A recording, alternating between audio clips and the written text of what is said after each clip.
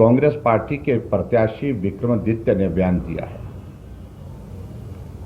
कि जहां जहां भारतीय जनता पार्टी की ये कैंडिडेट ये मुहतरमा मंदिरों में जा रही है, उन मंदिरों की फिर बाद में सफाई करनी पड़ेगी।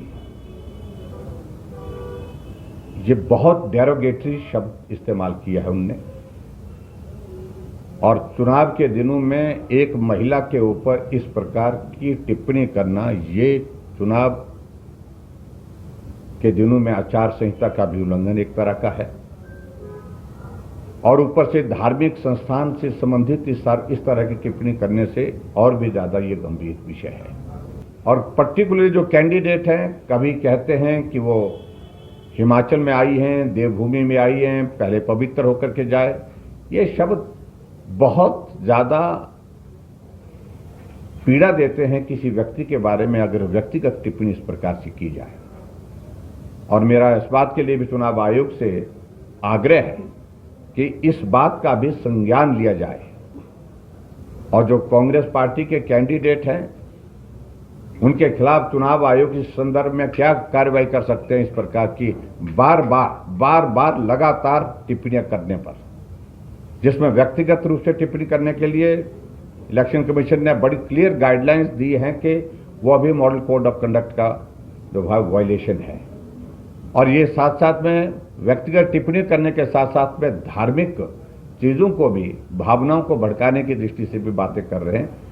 और निश्चित रूप से मेरा मानना है कि इसमें भी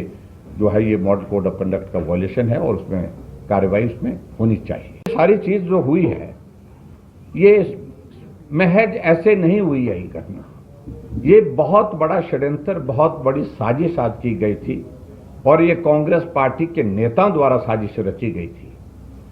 और जिसकी भनक हमको काफी दिन पहले से लग रही थी कि कुछ ऐसा करने वाले हैं ये लोग,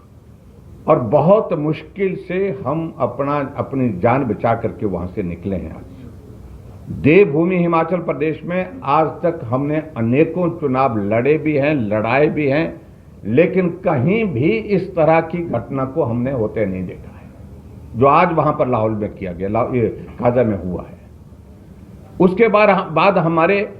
साथी वहां पर एफआईआर लॉन्च करने के लिए गए हुए, एफआईआर अभी तक भी लॉन्च नहीं की गई है।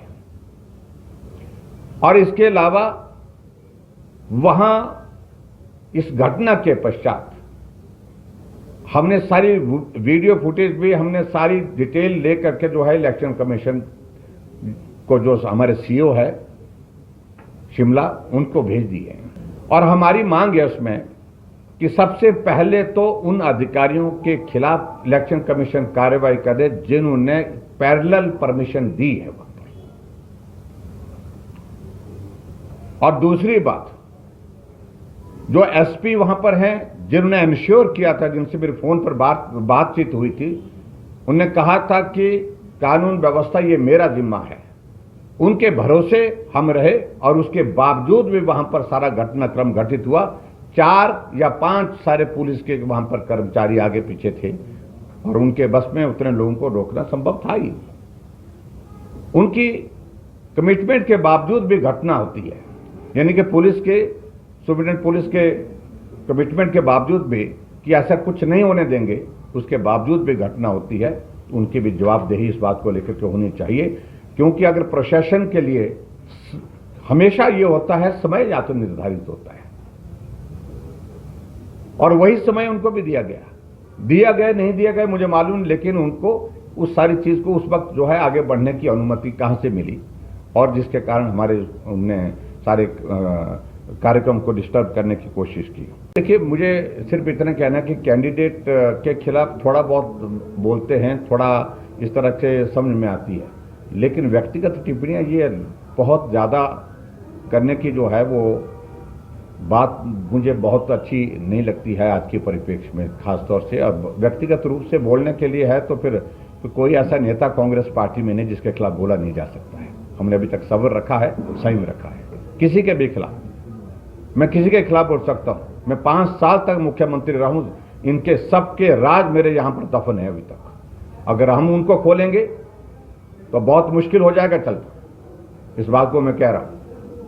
सबके सब बहुत सारी चीजें हैं उसमें, लेकिन हमने शपथ ली होती है, इसलिए हम उन सारी चीजों का राजनीतिक दृष्टि से उसका इस्तेमाल इस प्रकार से नहीं करते हैं, कभी नहीं किया। और अब 5 साल तक हमने कभी नहीं किया। और आज भी हम संयम रखते हैं, सब्र रखते हैं, लेकिन हमारी भी एक सीमा है। अगर आखिरकार बिल्कुल ऐसी स्थिति होगी तो निश्चित रूप से आने वाले समय में कुछ विषयों पर विचार करना पड़ेगा।